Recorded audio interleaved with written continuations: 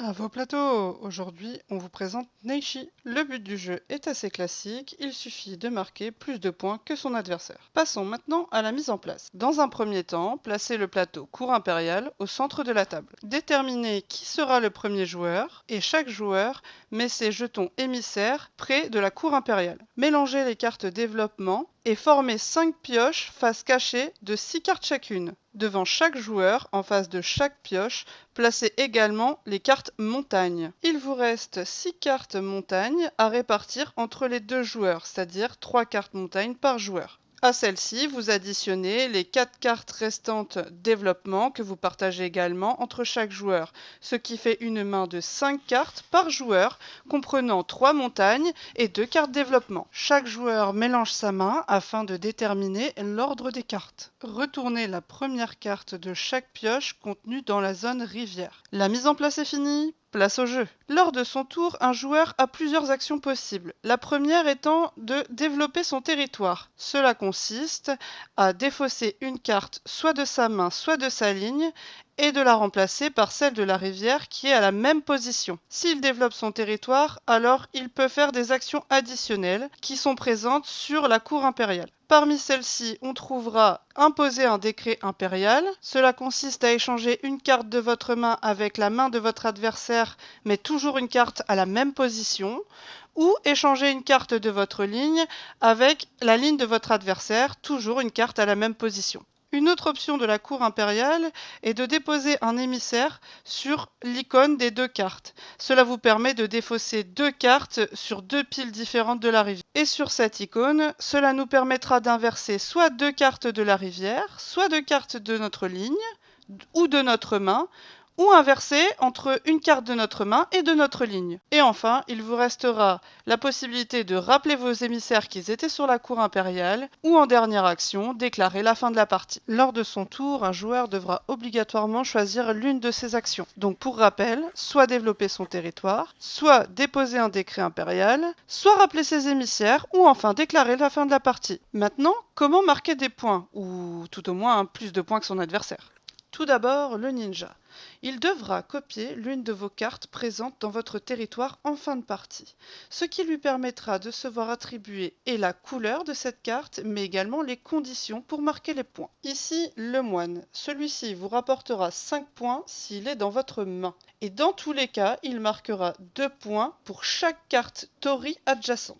Voici le conseiller. Celui-ci rapporte des points en fonction de sa position dans votre ligne ou dans votre main. Regardez en bas à gauche de cette carte afin de savoir combien de points vous allez remporter en fonction de sa position. Pour chaque Neishi lui étant adjacente, cela vous rapportera 4 points supplémentaires, peu importe sa position dans votre ligne ou votre main. Chaque Ronin présent dans votre jeu marquera des points en fonction des différents types de cartes que vous aurez dans votre territoire. 8 types différents vous rapportera 8 points, 9 types différents 15 points et 10 types différents 45 points.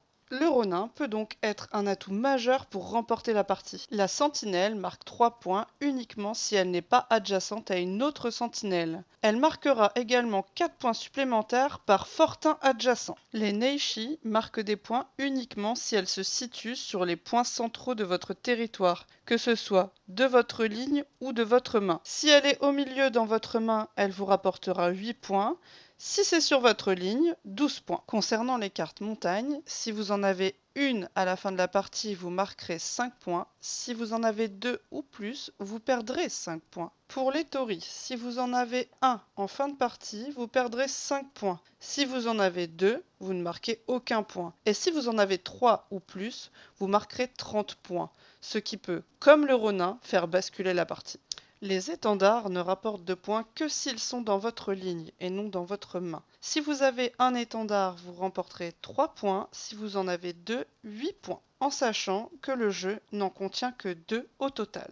Les fortins ne rapportent de points que s'ils se situent aux extrémités de votre territoire, de votre main ou de votre ligne. Et bien entendu, plus vous en avez, plus vous marquerez de points, comme indiqué sur la carte. Chaque groupe de rizières marque des points en fonction de sa taille. 2 cartes rizières adjacentes valent 10 points, 3 valent 20 points, 4 ou plus 30 points. Il nous reste à voir le cavalier. Celui-ci vous permettra de marquer 3 points s'il est placé dans votre main. Il marquera 10 points supplémentaires s'il est placé dans votre main et que l'étendard est placé à la même position que lui dans votre ligne. Maintenant, voyons quelques cas concrets de comment jouer. Ici, après avoir développé son territoire, Po décide de placer un émissaire sur la cour impériale afin de réorganiser sa ligne. Ici, Dae décide de rappeler ses émissaires. D'ailleurs, gardez en tête que si vous décidez de poser un émissaire pour déposer un décret impérial, celui-ci ne pourra être récupéré si vous décidez de rappeler vos émissaires. En effet, jusqu'à la fin de la partie, celui-ci restera bloqué sur le décret impérial. Passons au calcul des scores. Les premières cartes à comptabiliser sont les montagnes.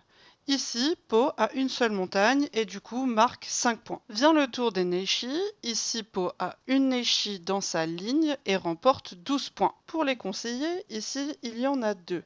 Un en 4e position, ce qui rapporte 4 points, et un au centre, ce qui rapporte 3 points. En plus, chaque conseiller marque 4 points supplémentaires parce qu'il est placé à côté d'une Neishi. Pour gagner plus de points, Po a décidé que les 2 ninjas seraient également des conseillers. On leur applique donc les mêmes règles que les autres conseillers, ce qui fait un total pour les conseillers de 27 points. Ici, il y a 2 fortins placés aux extrémités, ce qui fait 12 points. Il y a également un archer qui n'est pas adjacent à un autre archer, du coup il remporte 3 points, et il est à côté d'un fortin, donc 4 points supplémentaires. Au total, 7 points. Sur le board, il nous reste le moine. Celui-ci était dans la main et remporte du coup 5 points. Les autres catégories de cartes ne rapportent pas de points à notre joueur. Maintenant, nous additionnons l'ensemble, ce qui fait que notre joueur a remporté la partie avec 68 points. À bientôt pour de nouvelles découvertes. Pas de mauvais joueurs, restons fair play.